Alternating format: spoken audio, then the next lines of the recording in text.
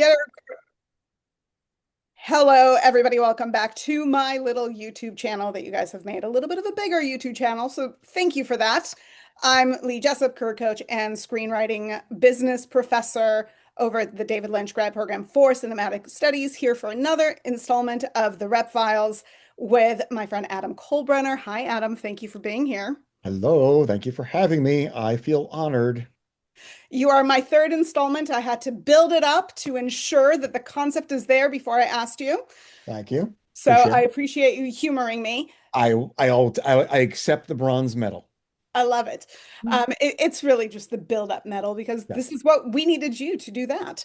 Thank you. Do me a favor, tell the writers a little bit about you and your career as a manager. Obviously, I've known you for a million years and of you and your story. Would love for you to hear or for them to hear from you because you're better at situating that information. Absolutely. Well, thank you again for including me. Hello to everybody out there. I will give you the quick story of me, which is I grew up in New York and started working early on at the William Morris office in New York City, and working in different departments there, music, book world, mailroom, obviously, like sort of all over the place. And I think part of that journey was discovery was needing to be in Los Angeles to get into screenwriting, but feature film and television marketplace. Whereas in New York was focused on publishing and playwriting and a little bit in the TV and the film space, but it was a better scenario for me. Spent a few more years back at William Morris office and then set out on my own as a manager. And I've been at it now for, I don't know, 20, let's call it 20 years.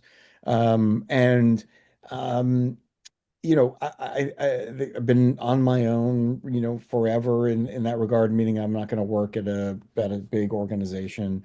And I do that because I do things a little bit different than what most people do on the rep side. But the company now is, it's organically built, it's small by design, and it is client first, and that's and voice. We represent writers and creators across the wide spectrum of everything. We are genre agnostic. Um, we represent writers of all shapes and size from all over the world. And that's what I love, is finding voices wherever you are, to bring you into specifically these two mediums of film and television. I So, love that. Now, what attracted you, being it that you came up at WME, to move from agenting to management? Why management? well, I think a lot of it comes down to believing in a voice and being able to qualify that for the marketplace. In other words, oftentimes when you're working in a larger organization, you are more inclusive, you're included more into what other people believe. And I think part of being a manager for me, it is being a little bit more entrepreneurial for clients, not necessarily well, for me too, I guess, but for clients, being more entrepreneurial. So exploring different opportunities, telling different stories in different mediums, and having more and finding more creative opportunities. And I think in the agency side, you want to kind of focus your energy into one specific category. And I think for me, I felt better when I'm able to go into multiple categories for storytelling. Now, you said that you went off on your own. You wanted to do your own thing a little bit different. Can you talk a little bit about what that a little bit different looks like from what you might find in other management companies, or is it too ambiguous? Well, without giving away all the secrets, obviously. No, I'm kidding. Um, Look, I think what it comes down to in terms of finding a manager versus finding other representatives is the attention to the creative process, and that is something that I love. I love the focus of building better material. Um, and whatever that scenario might be. But that could take time. It takes patience, and that's not necessarily something that everybody wants to do. Some people may not enjoy the reading and the rewriting and the note giving and that development process. It's a little more traditional on the film side and television side. I do. I kind of love it. I think a lot of my clients would say the same, that I can't help myself in terms of giving notes. I mean, I give notes on, you know, finished completed episodes when they air on broadcast television. I still want to give a note to a client like, by the way, you should have done this. Um, that's just how I kind of operate. And that is the collaboration that I think that the writers that I work with look for and we hope to achieve. Love that. Now, when does an agent come into the picture and how do you work with agents? For example, last you and I saw each other with Storytelling 360 in the beginning of June in LA. I was moderating a panel with you and David Boxerbaum. You and David share a number of clients. What is the manager-agent relationship like, and when do you think is the right time for a writer to not only have a manager, but also have an agent? Yeah, I always say the primary difference between a manager and agent is that agents wear suits, managers don't. I think that's a first and foremost. You have to know that going in. Which we Um, very much saw that. Well, I mean, it was a Sunday, so we it were was all Sunday. quite casual, but still. Yeah, he was still wearing fancy sneakers.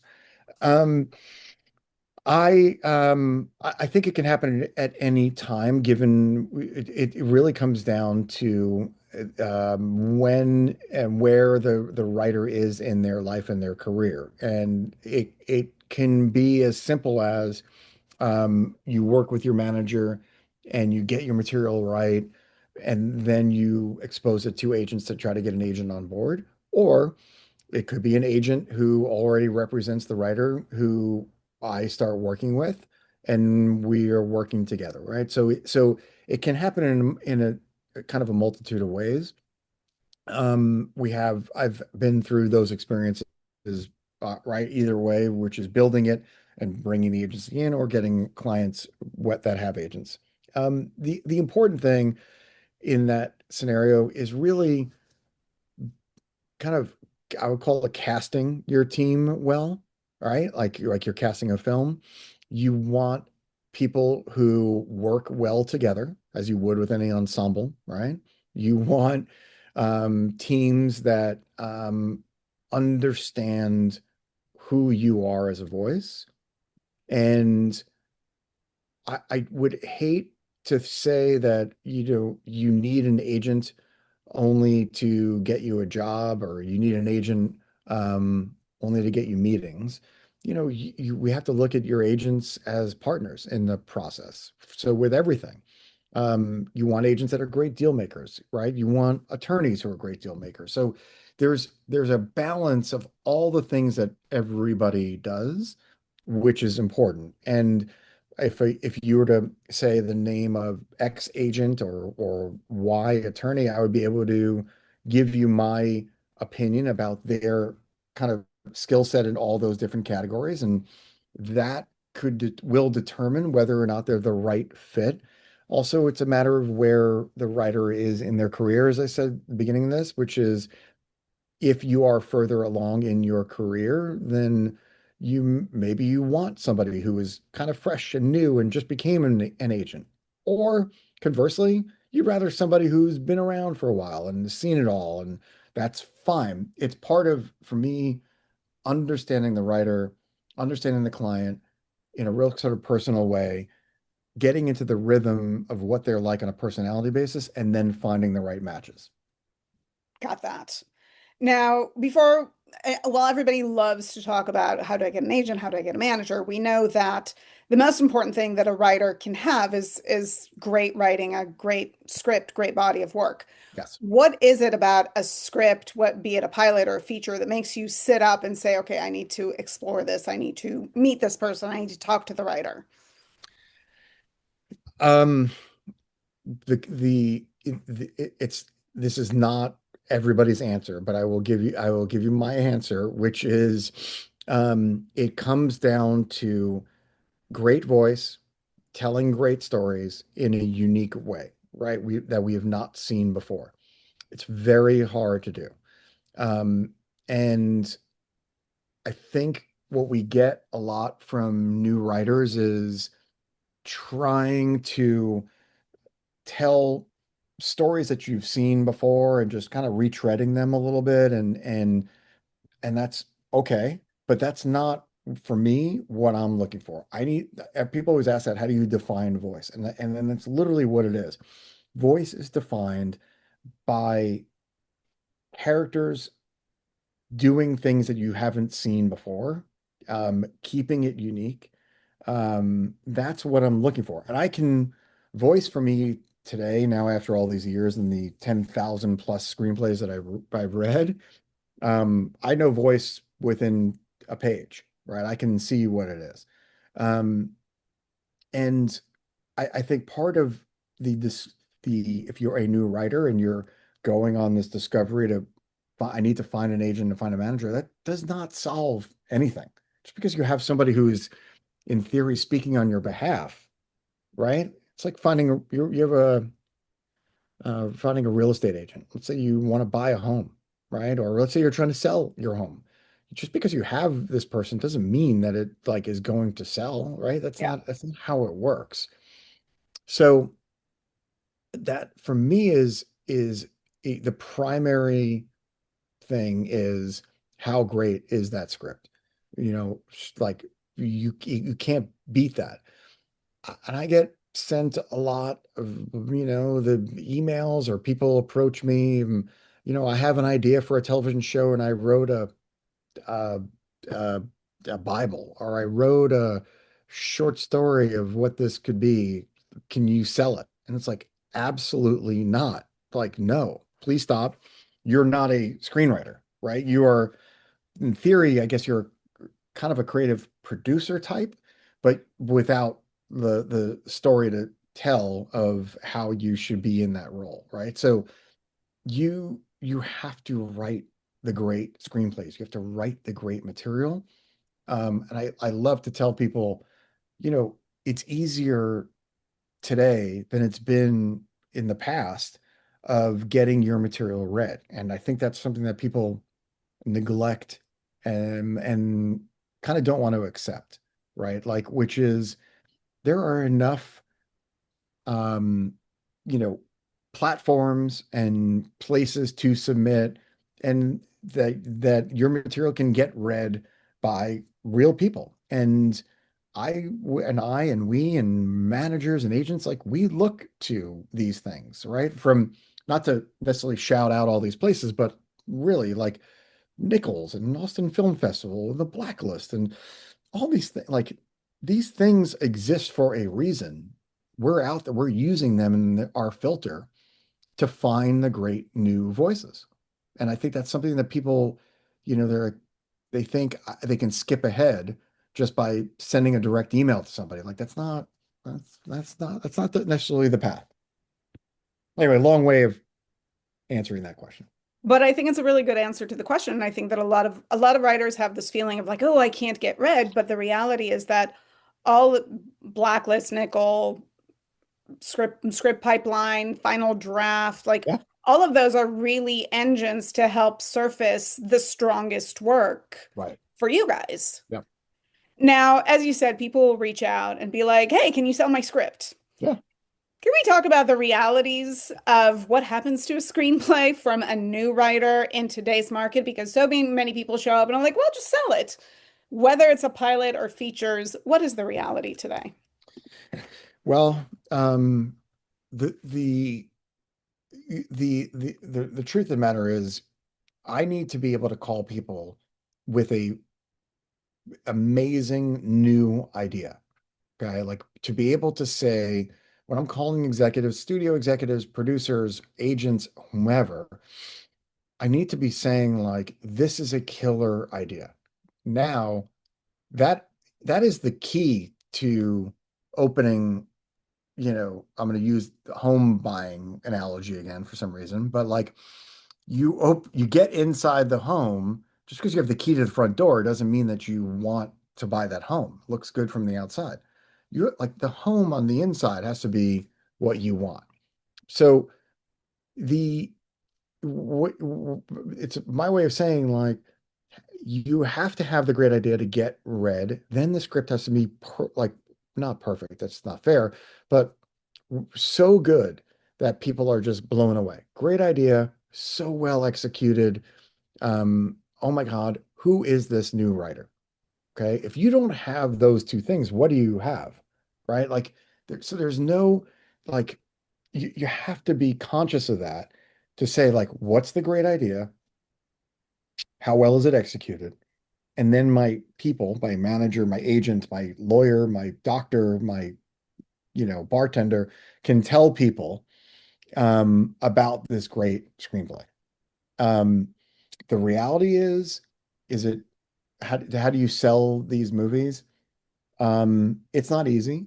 I will say that original screenplays do sell. There is no doubt about it. We do it all the time. You just need that great, big, unique enough concept, well executed, as Robert McKee says, great stories, well told, right? So that's what we look for. That's what people what they want to read. Executives and people who I mentioned who are reading, yeah, they are reading, a dozen, 2 dozen scripts a week, right? They're getting all this stuff. If you're, if it's not good, it's just not, people aren't going to finish reading it just because it's given to them. It has to be great. And it's very hard to do in an art form which is highly competitive for attention, but it's curated and curated by professionals seeking other professionals when one professional who is reading it can just read or buy something from somebody that they know, right? So if they don't know you, if you are a new artist trying to sell your painting, right? If you're a new artist selling your demo as a singer and as a performer, where's the breakout potential? And you have to be able to show that. Now, should the barometer for success for new emerging writers, emerging voices be, I'm going to sell my script and see it go into production. If not, I somehow failed, or are there other ways to measure the success that a writer has in the industry in today's market, in today's climate? Sure. Yeah, it's not necessarily. So you're saying, is it just about Yeah. whether is a sale the thing? Not really. You want to be read by the appropriate people. Hollywood, if you will, I hate even using that term, but like literally that's what it is. It's not that big, right? It's not massive. It's not a lot of places. It's not a ton of studios and a ton of producers. It's not huge, right? You want to be read by the greats. And that's how you compete in this art form. You want the great people reading your material. And that's very hard to do. So the barometer there is is was my material great enough to be sent, to be recommended, to be read and responded to, right? Those are the checkpoints. Did it sell? I have no idea. I don't think I've ever read a screenplay in all these years and said with 100% certainty this is going to sell. Like that I would never be that bold to say, oh, this is a home run. We're selling this thing. I'll call you. Send me your bank account information. And you've sold many scripts for the record. So for those of you who haven't done the research, go do the research. You've sold many scripts. Many scripts. We've gotten many movies made. We've gotten many original movies made, which is what I'm incredibly proud of. Um, but I've never once read a script and been like, yeah, this is we're good. We're good to go. Like, no, because other people are factors in art. So it makes it a little more difficult. But that is the goal. The goal is to continue to increase a fan base for writers, develop those relationships, for writers to have new ideas that we can bring to those people as you go, and we climb Mount Everest together. Now, talk to me about the Mount Everest that is TV today for writers who are new writers to the industry, who don't have a track record in today's climate. And we're recording this in July of 2025. And I think it's always important to note the moment in time because things do change. Yes. Where are we with, writers breaking into TV now that peak TV is over? Yes, the uphill climb that we've been on for years is now in the inverse, so it is in decline. What does that mean? It means it was competitive before, it's that much more competitive now. And it's going to continue to be that much more competitive. The best case scenario for a television writer to reach the pinnacle of success in television is getting your own television show that you created on the air for, let's call it 50 episodes or more. Right? That's it. That's the ring, right? That Yeah. you're trying to get to. So now, what are the other levels? What are the base camps using Mount Everest? What are the base camps between that and everything else? Where everybody else lives. Okay. Um, it breaking in television, half hour or 1 hour, requires the material, the patience, and I wouldn't call it entrepreneurial spirit because that, although that is part of it, it's the desire to do the work. And a lot of what writers do in television or film, it's blue collar work. Honestly, this isn't like, it's not like there's no lottery tickets aren't being given out, right? Yeah. You have to like show up, bring your lunchbox, and do the work. And in TV, staffing, getting on staff requires a lot of work. It could require you to start and be a writer's assistant, to be the showrunner's assistant, to get your first episode in season one, to maybe get 2 episodes in season two, to then maybe in season three of that show, you're hired on staff, right? And then you're working your way up the ladder. Um, that's where patience comes in. That's where diligence comes in, and belief in yourself that I'm on the right path. Part of television is surrounding yourself with great people and mentors and a good support system. Having great people around you in TV, comedy or drama, is as important, right? Of building up that kind of network. Um, so with jobs more scarce than ever, it's that much more difficult to hit that bullseye. Is it possible to get on staff these days as an unknown writer? Um, as I said, it would require, I think, going and being and sort of like humbly being an assistant on a show or something like that to give you a working knowledge. There is no graduate school for being a television writer, right? Like the graduate program is getting a job, working your butt off, getting to know how it works, and then honing your craft as an artist along the way. So therein lies the process. You have to be diligent, prepared to spend the time and spend those hours in doing it. If you can sell your own original script, um, that's a one in whatever that is, number, 1,000, 10,000, selling your own original pilot. It's also harder than ever. In a way, it's sort of what I was saying, which is find your support system, find the people who will help your voice, who encourage your voice, and who can help get your show sold. Surrounding yourself with great producers who can help get your show on the air, selling it to the right place so that your show gets on the air and stays on the air, finding the right executives at the networks who believe in that show to keep it on the air, and then finding an audience who is going to insist that you get 50 episodes of your show on the air. And that's what we're hoping for. And it sounds so easy, doesn't it? So easy. All you have to do. It's all you got to do. Just go be a writer's assistant. It's gonna be fine. We got you. Don't worry. Everyone, come to Hollywood. We got you. Don't buy a plane ticket just yet. Right. A lot of writers see what's happening specifically on the original content feature side and are like, oh my God, Sinners just happened. I have to go write a vampire movie. Yeah. We hear a lot of that, but I would love to get your thoughts on chasing trends, of staying true to one's own sensibility. Like, where's the balance in all of that? It's hard to say. I talk with clients all the time about this type of stuff. Which is no, don't write towards the market, write towards you, right? Don't lean into a marketplace to say I now, I should now write a high concept horror movie or whatever. Like that's not what it is. You have to write the stories that you love. I think what I've seen a lot of is writers try to do that. Excuse me, and they will write towards a marketplace. And I will see screenplays that are not good because those writers don't love it.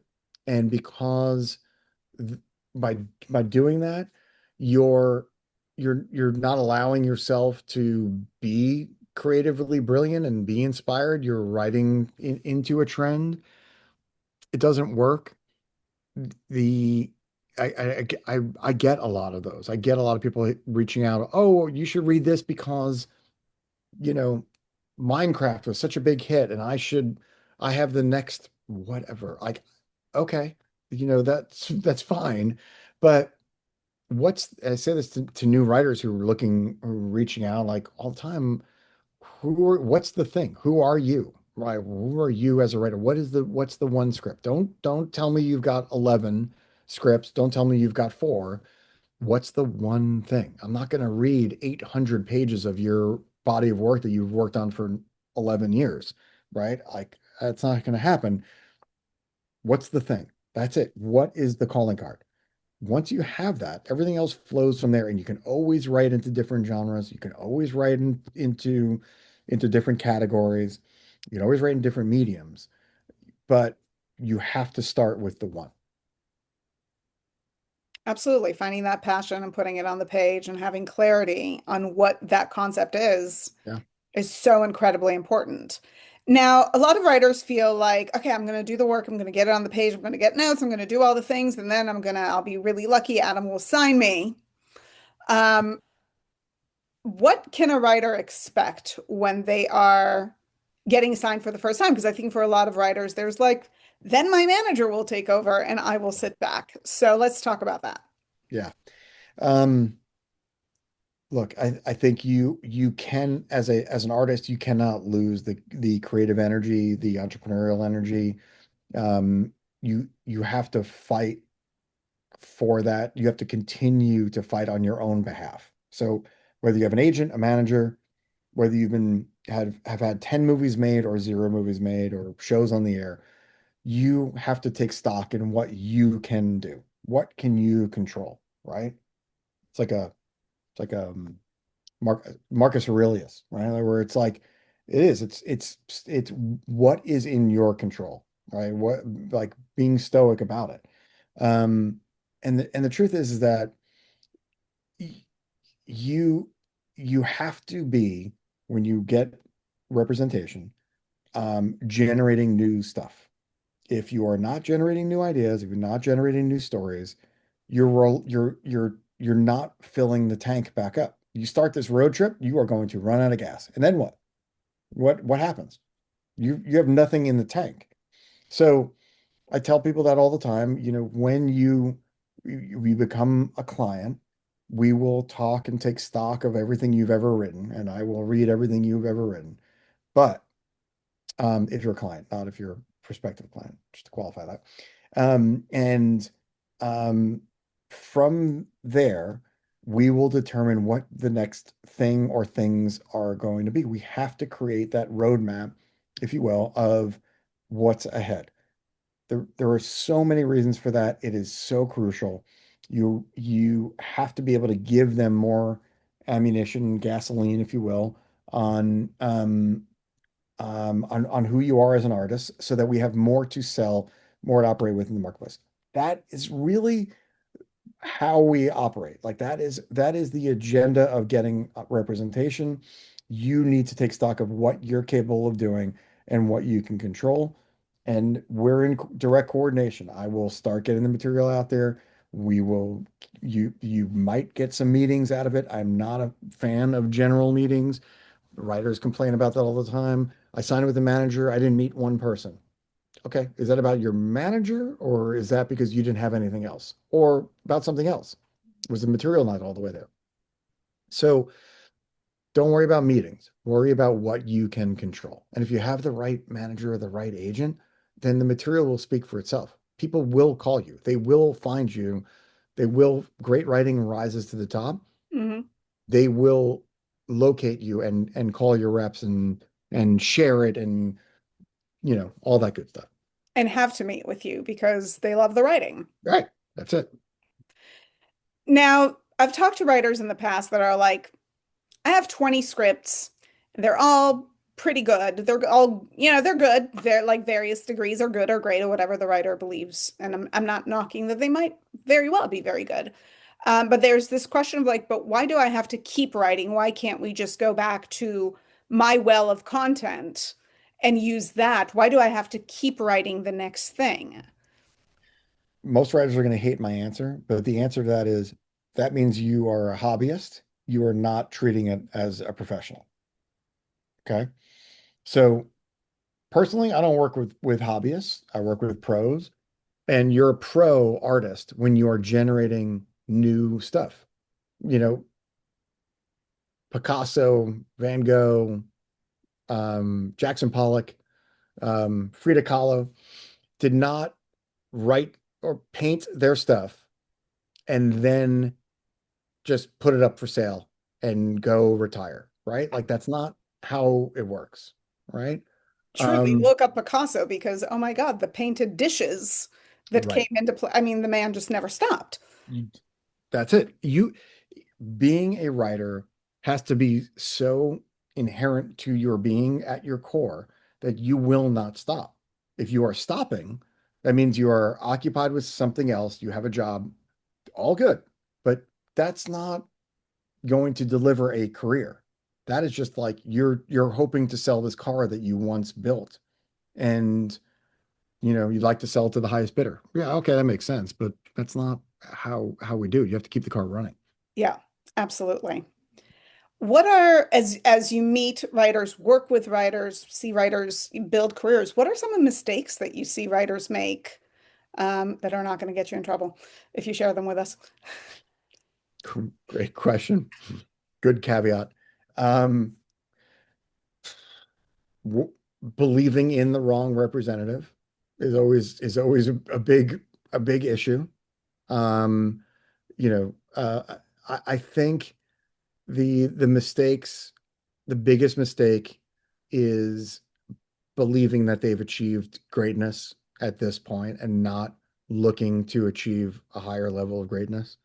Um, like believing that their work is done and that there isn't more to do, right? As we were just saying, um, and stalling on your career path. So those are the big mistakes.